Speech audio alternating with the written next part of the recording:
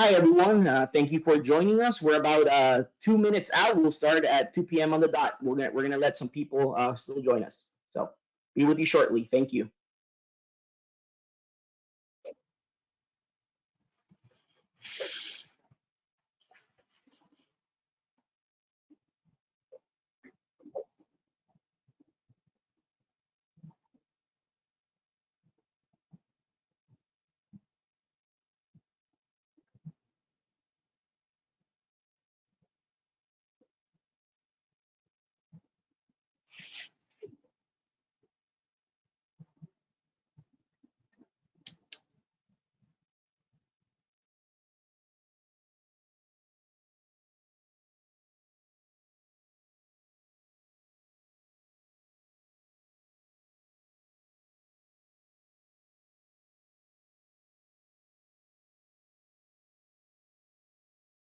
Can someone send me a quick chat message just to make sure you can hear us clearly? I would appreciate it.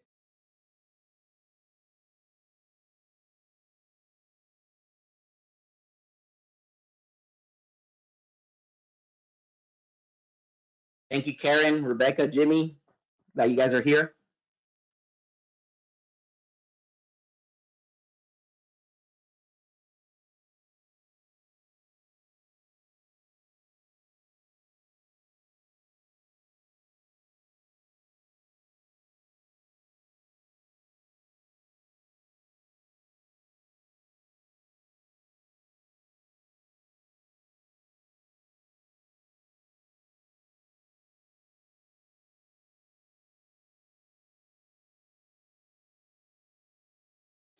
All right, it's 2 p.m. Let's get this show on the road. So, welcome everyone. This is the 5th year of the ICBE Spring Webinar Series. Thank you so much for joining us today. I hope you're all well and staying healthy. If you are here today, you're here to learn from our colleagues from the University of Mary Hardin-Baylor about the multiple perspectives of a thriving CBE program. This is actually the first time we have had a panel presentation, so I'm really looking forward to hearing about each of our subject matter experts on their unique perspectives. Thank you all for your partnership and leadership and for your willingness to do this webinar and share with the field.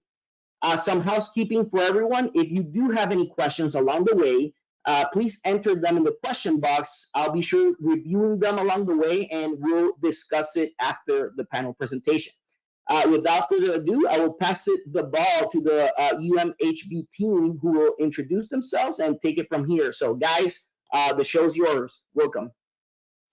Thank you so much, Carlos. We appreciate your time. And Courtney, if you could help us out with the poll and if we could share those results, that would be great. The number of years your CBE program has been operating. We wanted to kind of take a check of who we have in the audience today.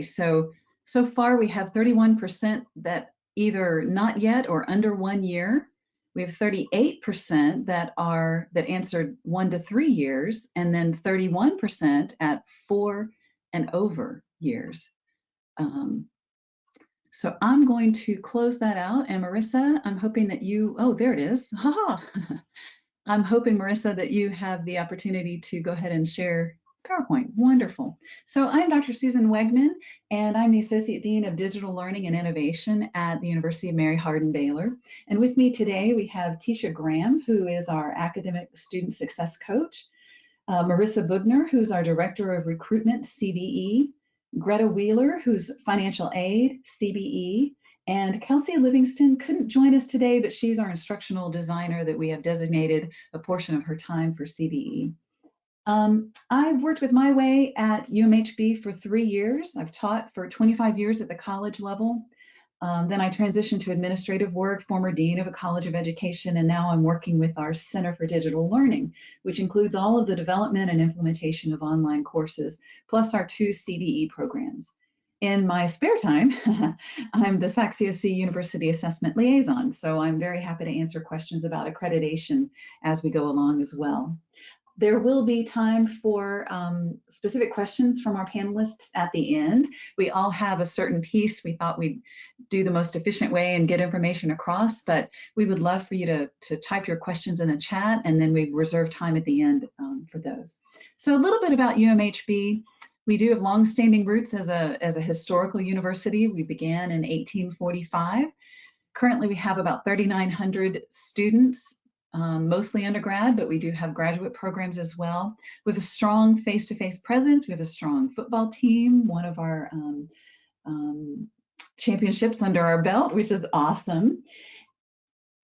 We also have 2 CBE programs. And CBE to us looks like 6-month flexible pace terms. We use all OER resources, open education resources. We have rolling start dates. So the 15th of each month, our students join.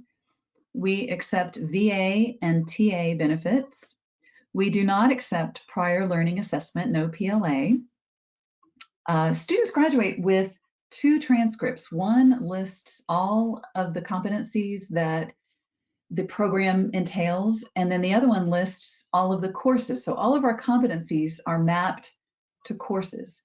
And so we feel like it makes our students marketable when they go on the job field, because they can take the transcript and that's listing all of the competencies, and they can speak with their future employer about the things that they've learned and things that they can do. So currently our 6-month subscription is at $32.50.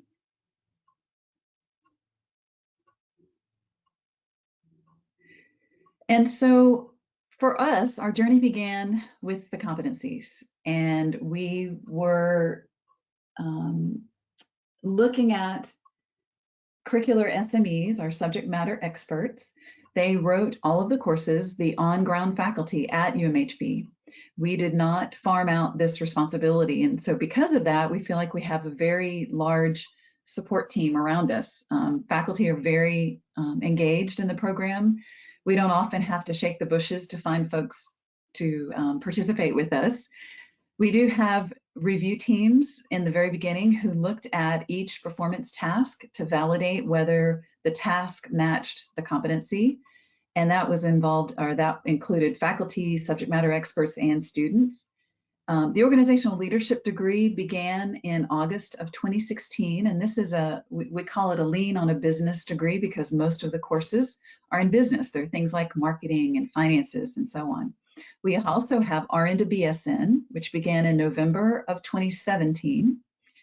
And then we have Teaching My Way, which is our alternative route to teacher certification. So this is a pre-teacher preparation series of courses first, and then students take an on-ground field experience of either 1 term or a full year if they want to begin teaching. Currently, we have 112 students, and that is up from our first semester, our first month actually, which we had 6. So we've experienced what we feel like is exponential growth. And then the next couple slides, again, talk about the ways that we develop the courses. So this first one were some of the titles and roles that we gave. We had curricular architects, component champions, SMEs. We still have an OER guru. And then the next, I guess 3, you can go ahead and just kind of click through these, but these are the competencies for organizational leadership degree. And again, I mentioned enrollment at My Way at UMHB. Last August of 2020, we had 132, and I'm sure others of you have experienced a little bit of loss. We've had leaves of absence and graduations, which is our fantastic reason for people to leave the program, but because of COVID. And in fact, we've started tracking those, and we're really trying to embrace our students, those that have left for that reason. So that's just a broad overview. I'm going to pass it now on to Marissa to talk about recruitment. Hi, everyone. Thanks, Dr. Wegmann. Again, I'm Marissa. I oversee the recruitment admissions aspect of our competency-based education programs. Prior to UMHB, which I've just hit my 2 years here, woo, go crew, I have spent about 8 years in higher education within the admissions recruitment realm. Here at UMHB, along with recruitment, I also do the marketing for our program, which for us, I'll touch on during my portion of this presentation, social media outreach, media marketing outreach, as well as I do community outreach with local community leaders.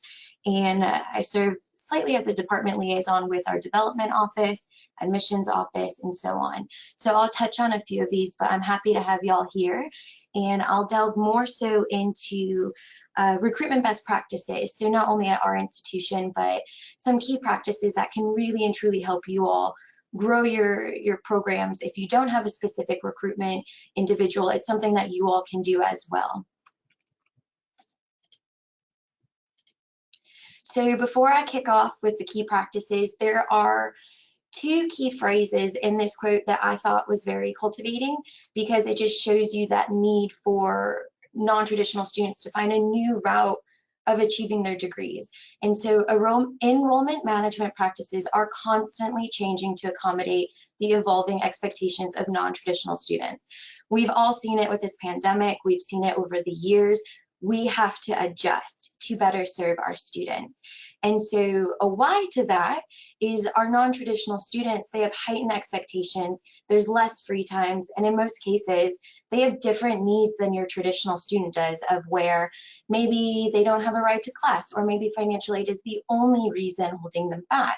So for our non-traditional students, we have, okay, the kids have band practice, the kids have soccer practice, we have this, I'm taking care of my family. So there's a couple more mature reasons for what they need to better support them. So this slide has two parts, and so it's that CBE readiness component and then effective student tracking. So for us, and for most programs, where it starts is after the inquiry, or after you've met a student at an event, at a recruitment gathering, anything of the nature, but it happens after the inquiry or that initial conversation. So I don't know if you all have experienced this, but I'm sure you have. A lot of people aren't completely familiar with what CBE is. And so it's that defining moment of, this is an exceptional route that you can take and you're still achieving an accredited degree. So for us, the student tracking and that initiation starts with the definition of CBE with these students and defining the My Way experience. So we have developed a checklist. So I go through previous enrollment with these students, what they've accomplished, and sometimes I do an evaluation from them. I am the one that does the transfer evaluation from their prior education experience to our degree plans. So that does help that they're getting one face through this process until they're passed on to their success coach. And from there, I go through requirements, expectations. I do one-on-one goal setting, supporting the students. A big thing that you will hear me say a couple times in my portion of the presentation is their why. You want to get down to their why, because these are non-traditional students. Their why is going to be their driving force and their factor that carries them through the program. So then you go over concerns, as well as you assess CBE readiness. Online learning is not for everyone. You have to be responsible. The time management has to be there. So you want to assess and have those realistic conversations up front, so that when they come in, you're not having that loss in recruitment numbers or enrollment numbers because they didn't realize, okay, I do have to be able to navigate the system fully online. So you go through that with them. So that's more so the surface level and the more conversational level of defining CBE and the My Way experience with our students. Something that I have a high suggestion for when going through the recruitment processes, if you are bringing on a recruiter, or if you're just trying to keep hold of your recruitment inquiries, your prospect names, your information, invest in admission software. Typically, most institutions do already have a CRM, which is a customer relationship management system in place. It's just a matter of having that conversation, and I'll touch on that in a bit, but a couple that I have personally used that are my personal favorites are Slate, Salesforce, and Genzabar. They do different features. Slate does have a free trial. If you want to give it a test out, you just go to slate.org and they do have that. But that is the best, in my opinion. I am not paid by Slate. Enrollment management, it's designed by admissions professionals. So it's designed with the outreach, the follow-up, and all of that success for the student and for your institution. It's designed with all of that in mind. So preserving the admissions pipeline. I think you can see in all caps, it jumps out at you, follow up, follow up, follow up. I'll go there. But the first thing is remedy concerns early on. You want to play offense. You don't want to give in a phenomenal spiel and get this student hooked and ready to start your courses, but then you've left out a little key detail that might deter them from applying or helping them down the road. You want to address those early on so that they feel confident in your information. And that drives me to be consistent and reliable. Follow up, follow up, follow up. I can say that for the entire presentation if that is the only thing you take away. If you're not following up, another institution is. We know as a whole, we know we're not the only institution that some of these students are applying to, asking information. They're just gathering information. But ultimately, we go to a community. We go towards and we gravitate towards people that are there and supportive and are welcoming. So that follow-up can really make or break where you stand in a student's selection process. With that comes scheduling regular email reminders at various stages of the process. So from the moment you meet them, you follow up that evening, hey, it was great to meet you. And then you follow up later that week if there's been no activity. And then it goes to responding again quickly to queries with reliable and readily available content. So a CRM, which I mentioned in the previous slide, does help with this. It customizes automated process. And so a lot of this, which you think, okay, I do not have time to sit there and email 300 students one-on-one, a CRM allows you to customize that ability to really get down and delve deeper into your relationship with that student. It tracks your communication with them and tracks key points and facts that you can check in on with them. So another aspect of preserving the pipeline is make it mobile. A short study from 2011 to 2017 showed that there's been an increase by 61% that students are actively engaged in the college search, and that's applying for college, that is searching their website, that is submitting an inquiry, all done by their phone. So a huge suggestion I have as well is take your phone, go onto your website. Is it mobile friendly? Because that can be a deterrent also. So collaborate. I know I keep mentioning a CRM, but if you do not have a CRM in place, or say your institution's admissions office does, typically they're the ones that have it. All it comes down to is requesting an additional license.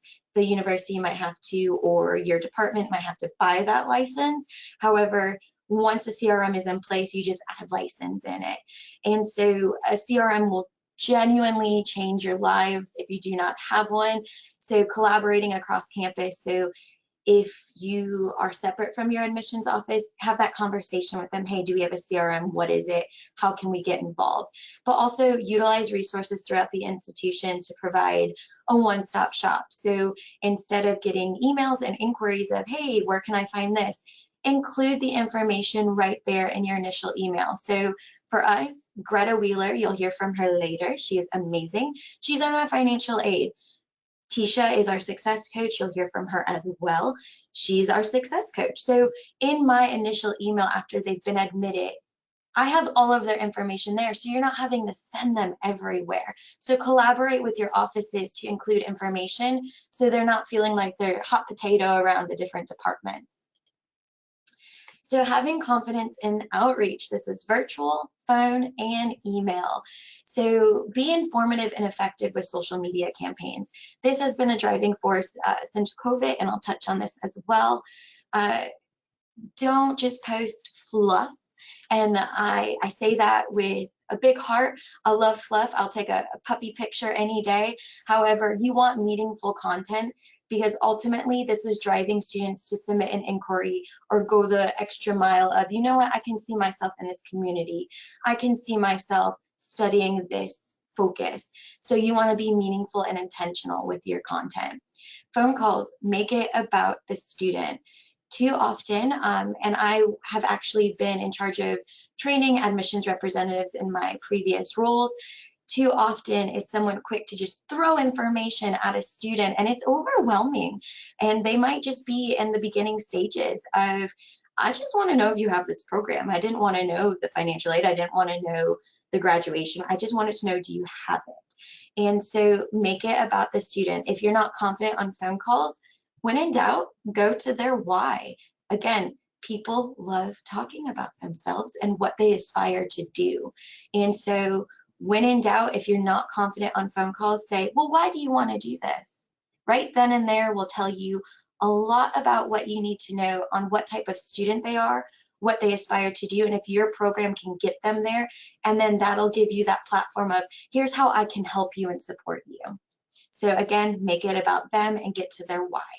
So for emails, engage, inspire, and interact. Those are my 3 top key points that I've taught admissions representatives, as well as I live by when I'm emailing students.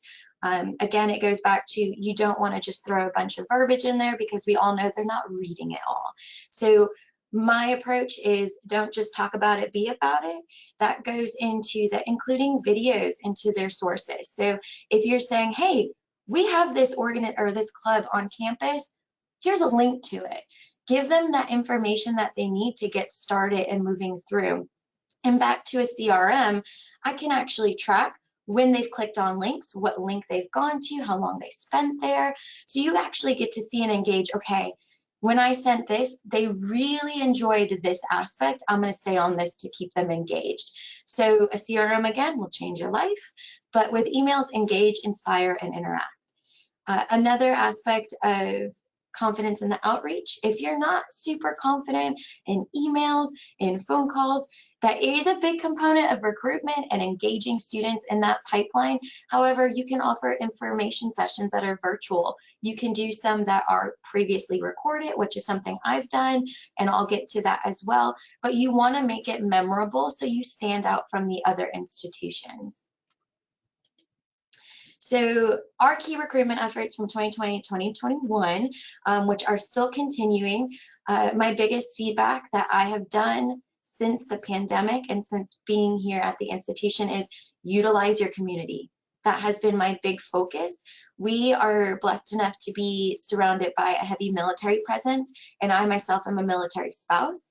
And so I know the burden of having to move constantly, which we all know, is very stressful, and at times makes people have to stop what they were doing and pick it up at a later time, which again, those are some of our key non-traditional students. So a huge recruiting effort that I've done for non-traditional students are military ed centers. I've worked closely and developed stronger partnerships with 2 in our area, which was Fort Hood and Joint Base San Antonio, Texas. And so through them, I've developed partnerships with their ed center leaders, and I've gotten to visit, I've gotten to meet one-on-one with soldiers and their families, I've gotten to attend events, and so on. Another key effort for non-traditional recruitment were virtual information sessions. I offered sessions on whatever needs basis schedule. So we have RN to BSN, which these students during the pandemic especially were working 24-hour shifts. And so at 3 a.m. they were starting to finish out, and at 4 a.m. they were finally clocking out, and at 5 a.m. was the only time they can talk during their drive home from Austin to Fort Hood area. And that's when we had our info session. That is when I was logged on to Zoom and I was speaking to them, providing them information and giving them access to previously recorded videos, but they were getting that time whenever they were able to get it. And so virtual info sessions for us allowed us to connect with students on their terms. local industry leaders. I was also able to connect with CGI, which is a software company here in our area, and I've been able to meet with their stock loaders, their employees of different levels that were needing to finish their degrees, all through, again, virtual sessions and one-on-one sessions. And then also we have the fire chief of our Belton Fire is in our program. We have various firefighters because of that local leader that has then gone on to speak about our program, as well as we've had a mayor complete our program, and he's just graduated in our last class, that has gone on to suggest it or refer it to his family, and we now have his nieces and nephews in our program. So word of mouth and personally developed leads is the free marketing holy grail. And so investing your time and your efforts in local industry leaders will definitely go a longer way, and definitely be fruitful and in the long run. So along with that, connecting with local employers in the community, which is like CGI, but then concentrating a lot of effort on UMHB staff and their families. Most institutions do offer tuition remission, which is what we do, where a portion of the program tuition is taken care of if you are UMHB staff or dependent. And so for us, focusing on our staff members, it definitely boosted not only numbers, which is great, but it boosted that communal feeling of our program and having more pride in our program, and them understanding once you're admitted into our program, you're a UMHB student. There is no difference. But then also social media or social and media marketing. I was able to get a social and media marketing certification this past year, and it really helped in regards to handling our Facebook, Instagram, Twitter, Pinterest, radio ads. We had a few advertisements in our print, which was in our alumni magazine and different magazines that go out around campus and the community. So that was definitely fruitful. And I'm going to pass it on to Tesha, our success coach. Thank you all so much for joining us, and I'll talk to y'all after. Thank you, Marissa. Hello, everyone. My name is Tesha Graham, and I am the student success coach for the competency-based education programs here at UMHB. And as you heard, we have 3 of them. And I'm just basically going to discuss some of the coaching best practices and the necessity of coaching. My background overall, I've been in higher education for actually it'll be 21 years next month in student support services and academic advising. And I've been the coach for the My Way programs at UMHB for 4.5 years now. So let's go ahead and get started. As I mentioned, coaching, of course, I'm biased, so I'm going to answer this question with a resounding yes. I do believe coaching is very necessary. Prior to me coming to UMHB, I didn't even know that student success coaches existed. So, of course, now being in it for 4.5 years, I do absolutely believe that coaching is necessary. So that one-on-one support, coaching does provide that personal one-on-one support system for students. And I've seen time and time again that students really need that. You know, they need that one-on-one personable touch, that hands-on approach from a coach. So definitely, you know, coaching is something that really enhances the student experience. And as you see, coaches serve as a liaison for students as well. So I work on students' behalf. I'm kind of like that mediator between the student and the professor. I'm the student advocate, so any program challenges or program concerns that the students might have, I am working on their behalf as their liaison. I also direct students to the available resources that we have at UMHB. We have the Writing Center. Students can actually set up Zoom meetings with the Writing Center to get help with writing skills. We have the online tutoring through tutor.com. So that's available 24 hours, 7 days a week. So students have access to that at any time. And then we also have our online library that students have access to. I also help students with time management. Time management, of course, we know as a student is everything. So I really emphasize the importance of students being a good manager of their time. So what I do is I actually send planners out to students. I mail planners out to students, and I help them establish a study schedule. Typically, what I ask students is I'll ask them, what is the least busiest day of the week for you to actually sit down and commit to getting some coursework done? So we have those conversations, and I help them, build that time management system that works best for them. And then I also serve as an accountability partner. Coaching just really helps students to know that they have someone that's going to hold them accountable. So for example, just recently, I had a student, he kind of fell off task a little bit. Of course, life happens, and unfortunately he was stricken with COVID. So just COVID has impacted our students on a number of levels. So with this particular student, we had a conversation, had a coaching session, and he mentioned, that he needed someone to just hold him accountable. And so what we've done, we've established a schedule where every Monday I am texting him, to check in on him and ask him, okay, what course are you going to complete, or what badge assessment are you going to get done this week? So he needs that accountability. He needs that, as well as all of our students need that accountability partner. So that's what I do in the coaching process as well. I also help students stay on task toward degree completion. We often have conversations about, when can you complete a class? When do you think you can submit the assessment? So asking those, those questions, that will hold students accountable toward degree completion. And then actually there's a study, and I'll provide this information later. I can email it to you as well. But there's actually been a study from Stanford University where students who receive coaching, they are more than likely to remain in college and graduate. So study and research shows that students who have that coaching experience, who receive coaching, they actually are more than likely to remain in college, and they progress toward graduation.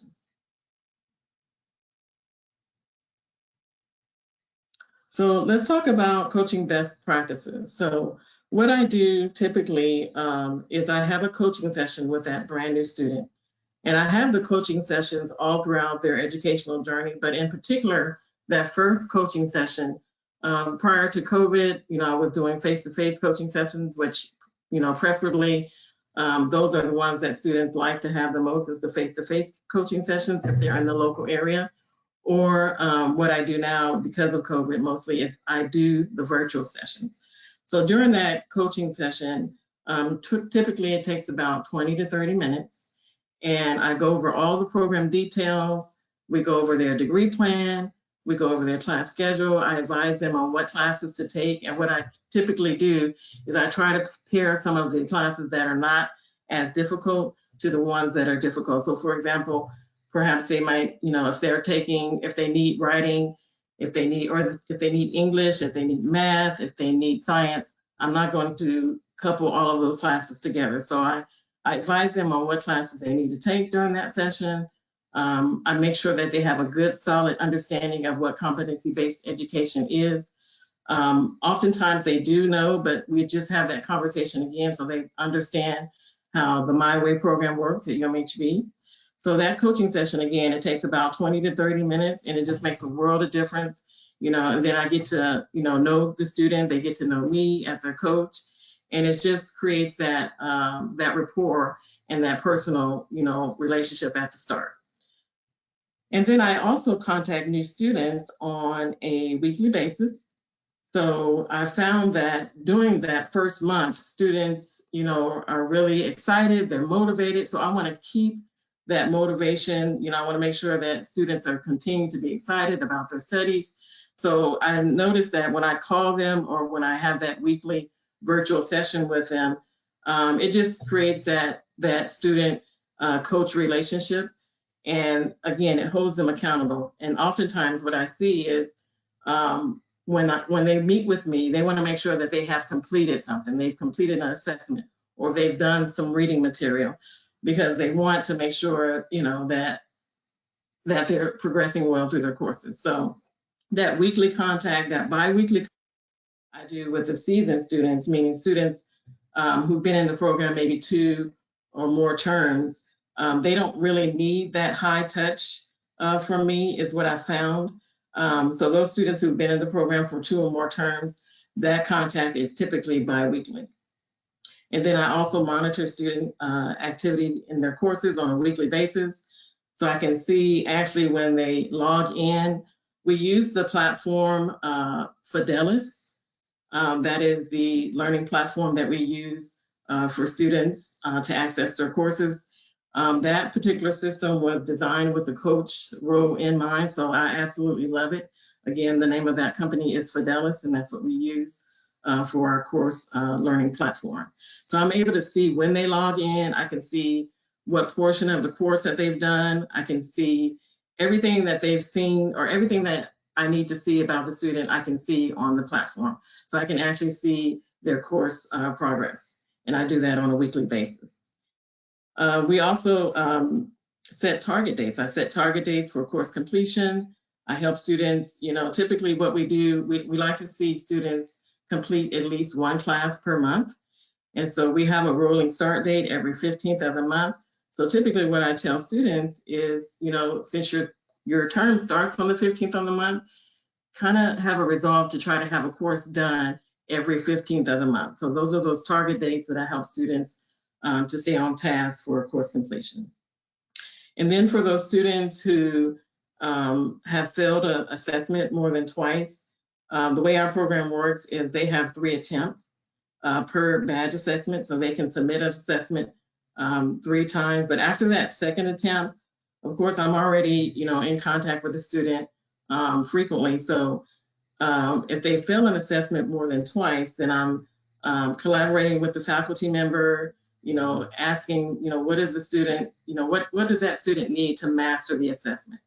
So I'm communicating with the faculty member, I'm communicating with the student, I'm suggesting resources, additional resources and tutoring to help that student be successful. Also, what I do is I also register students in their classes. So I enroll students in their classes every month. Of course, like I said, we have a rolling start date every 15th of the month. So every 15th of the month, I'm entering class registration for each student. We also have an attendance policy where there's required milestones. So for example, one of our attendance policies, they have to be logged into their courses at least once a week. So that is a attendance policy that we require students that they have to be logged into their courses at minimum at least once a week. And then for the new students, by day 21 of their program. So for example, the students that started March 15th, by April 7th, so right around April 7th, day 21 of their program, they have to complete at least 1 badge assessment. And then by day 45, which for the students that started in March, that'll put them right around the end of April, where they have to complete at least 1 course.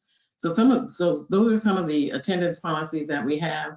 Again, day 21 of their program, they have to complete at least 1 badge assessment. And then by day 45, they have to complete at least 1 course. So those are some upfront initial policies that we have in place. And of course, all throughout their program, they have to be logged in at least once a week. And then in the beginning of their term, we talk about purpose statements. This, what I found, really helps students hone in on what is their why. Why are they pursuing their degree? What is their purpose? Is their purpose, for promotion? Is it, for employment purposes, or is it personal? So we have that conversation, and I help them build their purpose statement. And I always tell students it's always important to have a good, solid why, because that why is going to help you keep going. When the going gets tough and you feel like you want to go and throw in the towel, that why is what I use to help them, okay, and remind them, okay, this is what you told me at the start of your program. You need this degree to excel in your career, or to further your career. So I always bring back, that purpose statement. I remind them that this is what they mentioned at the beginning. So that helps me to remind them of, just keep going, keep pushing, and know that they can get it done. We also talk about career and future goals. So, just having those conversations about career goals. What do they want for their future? How is this degree going to help them? So these are some of the conversations that I have with students early on. And then, as I said before, the system allows me to monitor the percentage of their course progress. So for example, if a student, the way our courses work, they're badges and apps. So if a student has a course and it has 3 badge assessments, I'm able to see and I can monitor if they've only completed 1 of the 3 badges. If that course requires 3 badge assessments and they've only completed maybe 2, then I can reach out to the student and let them know or ask, okay, when are you going to complete that last badge of that assessment? So the system allows me to monitor the progress. And then as a coach, you have to be open to change. You have to be able to adjust and be flexible based on student needs, student feedback. So you definitely want to be open. You don't want to be, rigid, be flexible, especially given the pandemic. So many students have been affected by the pandemic. So this is the time where we definitely have to be flexible. And then also a practice is creating email templates. So I have email templates based on proactive and reactive student outreach. So these practices will definitely help you, for those of you who have coaches in your program, having those email templates make a world of difference. And then I also encourage student collaboration. What I mean by this is just take, for example, for, a traditional student. The traditional student, they have accessibility to other students on campus. Where students in the My Way program, they're able to reach out to other students, and I encourage them to reach out to other students. Oftentimes when students get together and form a study group or talk to each other online or virtual, it helps. The light bulb comes on, especially if that student has already completed a course. So I encourage students to collaborate with one another, and oftentimes that helps them persist through their program. And then lastly, a congratulatory call at the end of the student's program. So I always call. That is just a good practice. It's just a call, be excited, let them know, how proud of them you are, congratulate them on a job well done. Well, that is the end of my session, and I'm going to go ahead and turn it over to our financial aid person, Greta Wheeler. Hello, I'm Greta Wheeler, and I've been in financial aid for 27 years. The last 4.5 years at UMHB as the Assistant Director of Financial Aid for Competency-Based education programs. And I'm here to talk to you about financial aid and how we do it. We do have a timeline that students must adhere to in order to apply for financial aid. They have to submit their FAFSA application to us by the first day of the month that they plan to start. If they plan to start by March 15th, we need the FAFSA by March 1st. 1 week prior to starting classes, they need to accept their awards and submit any additional forms, such as verification, documents, tax returns, any documents needed to resolve C flags. Also, 1 week prior, they need to complete entrance counseling and the loan agreement or master promissory note at studentaid.gov, and should students accept student loans. Financial aid available to students are the Pell Grant, and for the 2021 school year, the maximum amount that we can award is $63.95. Federal direct student loans and the federal direct unsubsidized loan, as well as we do have some students that take out alternative educational loans because they met their limits for Pell Grant and the direct student loans.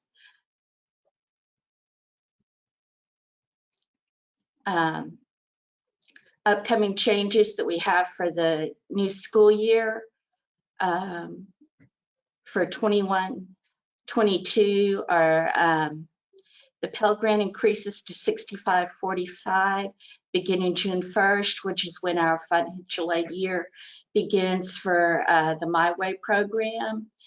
And we also will require My Way students to complete the annual student loan acknowledgement beginning that time as well. Because we're a subscription-based program, and we require students to pay a flat fee at the beginning of the 6-month period. We will be following the new regulations that came out recently for financial aid disbursement changes and satisfactory academic progress. And those changes are basically that students will receive their first disbursement of financial aid at the beginning of the term.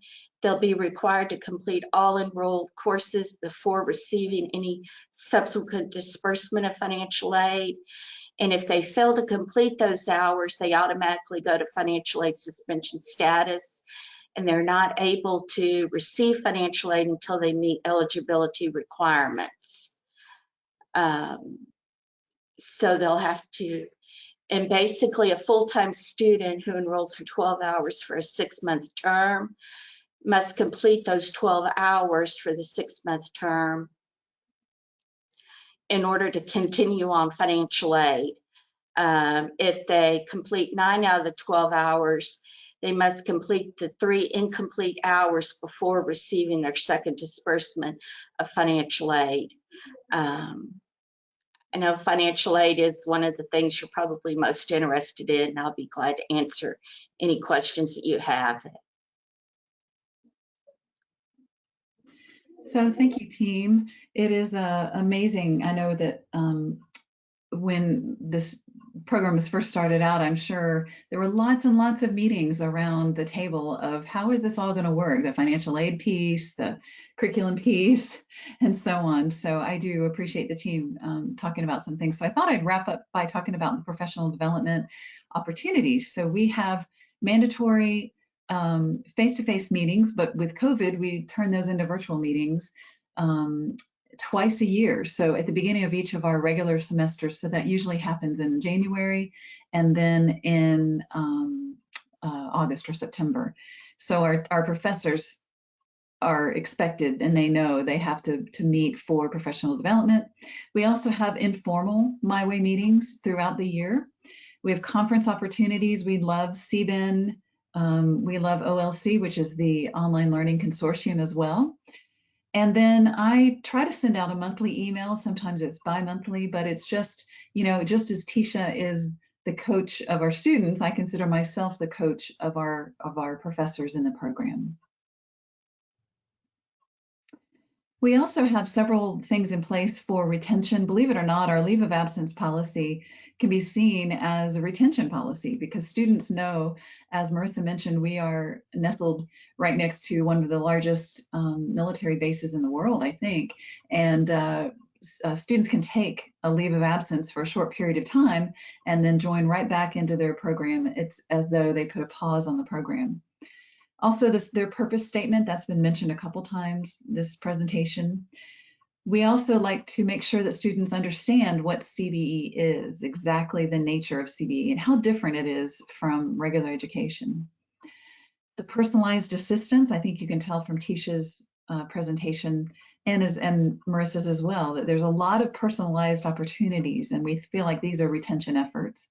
The holistic advising, again, there are 2 touch points, Marissa and Tesha, that they are given this holistic advising rather than just being a number on a page and very cold advising. We strive to get to know our students personally. And then goal setting and making sure that our students realize we are in it with them. And so the next slide talks a little bit about some of the references that we have. And I wanted to point out the second one is my predecessor, Tammy Cooper, who wrote a really interesting article about the development of our CBE programs at the very beginning. But I'm curious, are there any questions? Carlos?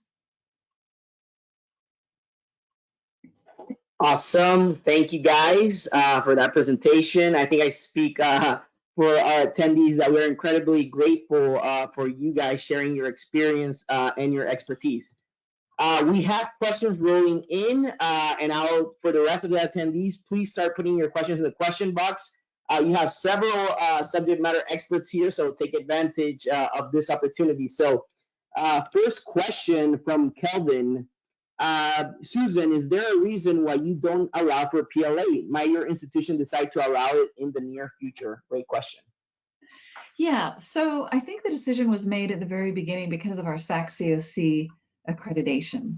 And now I think, so we began our programs in, like I think I said before, 2016. And at that time, PLAs were not as fleshed out as they are now with our accreditors. And so that was the reasoning that I was given. I'll add to that as well. I think it really depends, Kelvin, on the student population you're trying to serve as well. At least in Commerce, we try to do PLA for our criminal justice program, and the targeted population was police officers, and no police officer took advantage of the PLA opportunity.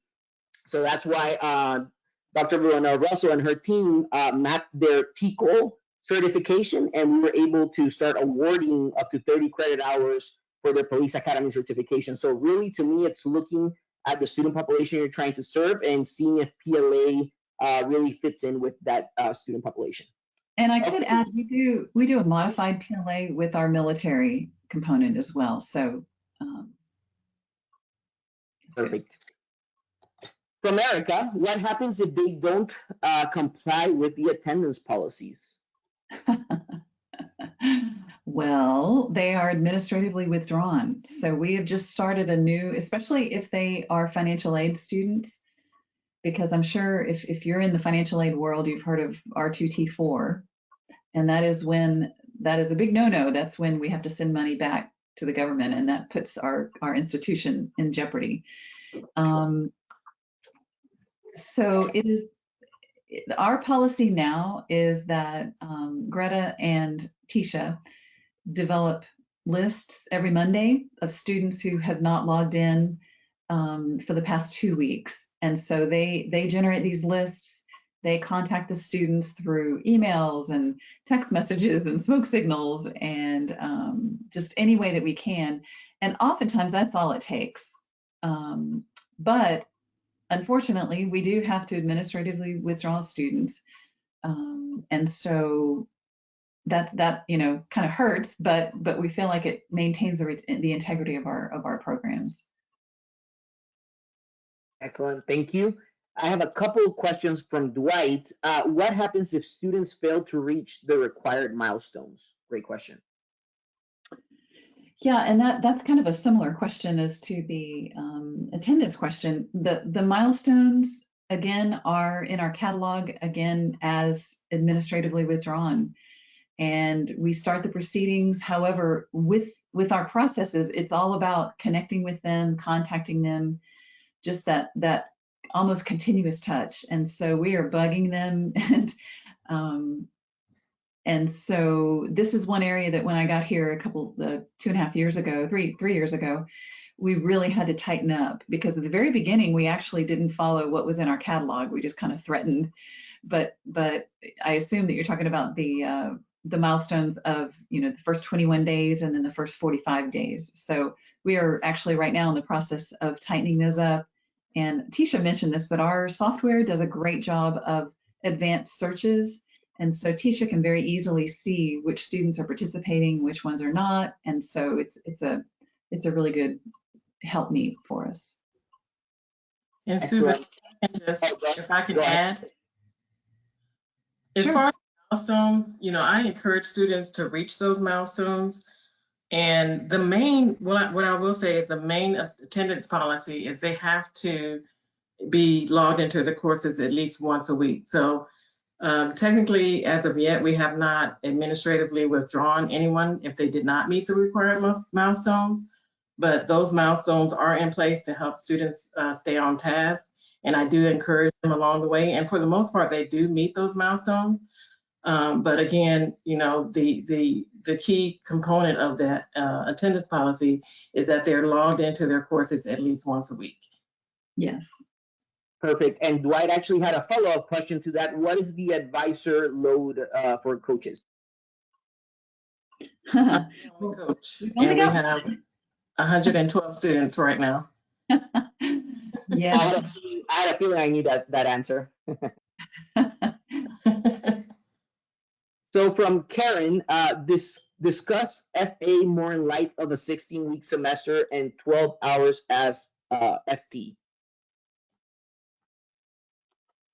I am so sorry. I don't understand that question. Karen, do you want to give us a little bit more information while I go to the next one? How do you handle students that complete their courses early when it comes to financial aid and R2 T4S? Oh, Tesha, would you like to take that? As far as financial aid, I think Greta can touch on that, but if students complete their classes early, so typically students are enrolled in full-time 12 credit hours at the beginning of their term. And so if they complete those 12 credit hours prior to the 6 months, I just continue to add classes to their learning path until their 6 months is up. So we definitely encourage students to complete as many classes as they can, because the program is designed for them to master as many classes as they can within the 6 months. And as far as financial aid, and Greta can correct me on this if I'm wrong, it doesn't affect their financial aid if they complete classes early. The only time it affects their financial aid is if they start off with like 6 hours and they finish up with like 15. Then I can go back in and adjust their Pell Grant to increase it. Great. Okay. And I have done that on several students who've completed hours that way. Perfect. Karen says thank you. I think Greta, that answers her question. Great. From Louise, speaking of withdrawing students, could you please comment briefly about your success, unsuccessful rates, numbers, and that type? Thank you. Great question. Yes, that is a great question. We are just actually now tracking that. And so we have, I think I mentioned this before, but since September, we've had 45 either graduations, withdrawals, or administratively withdrawals, leaves of absence or withdrawals. And so from semester or 15th of the month to 15th of the month, 6-month term to 6-month term, I should say, we are in the process of developing those numbers. So we don't have that exact number. The retention is very tricky to develop. Carlos, you may have some insight into that. How do you all? Oh, interesting. Yeah, so we realized very early on for our internal and external stakeholders the importance of keeping track of all that information. So, Louise, I can tell you from our programs, what we're seeing is that students' term-to-term retention rates are about 85%, which is much higher than our traditional student population. Because of the subscription model, we're also subscription, like our colleagues here, we're seeing half the cost that they would inquire in a traditional program. Also, at the same time, they're accelerating time to degree by roughly a year. We do them in 7-week terms, and so what we found is that unlike a traditional program where if you don't retain a student, they really don't come back if you don't retain a student. In our program, our success coach is working one-on-one with students, and a student tells her, hey, I got an audit at work, I'm traveling for work, I'm going to take 1 7-week off and jump right back in. So across all key performance indicators, Louis, we're seeing just higher levels than our more traditional programming in a CBE subscription format. So hopefully that helps. And we also have presentations about metrics such as retention, graduation rates available that are recorded. Yes, and I know you do, and that's fantastic. I would assume that we have similar numbers. Yeah.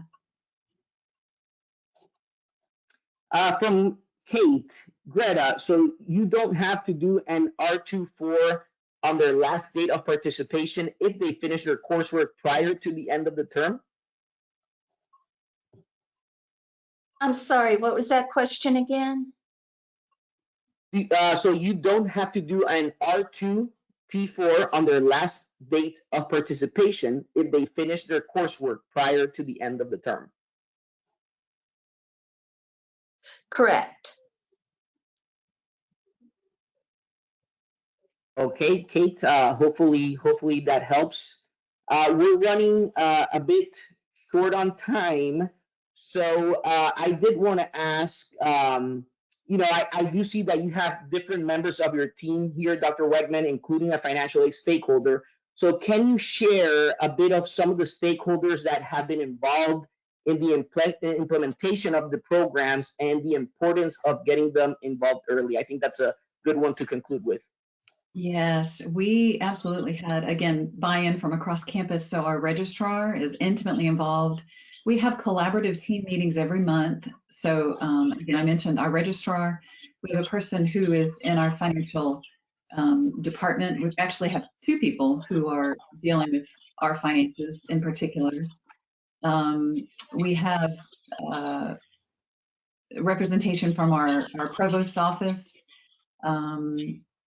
And then I didn't mention this, but we are now in the process of reviewing all of our courses. And so we have a online course assessment review team, which is faculty members, and they are wielding themselves, winding through all of the courses. They are making sure that, everything looks good still, and suggesting, updates for the subject matter experts. So again, it's wide ranging. We do have a VA and TA representative as well.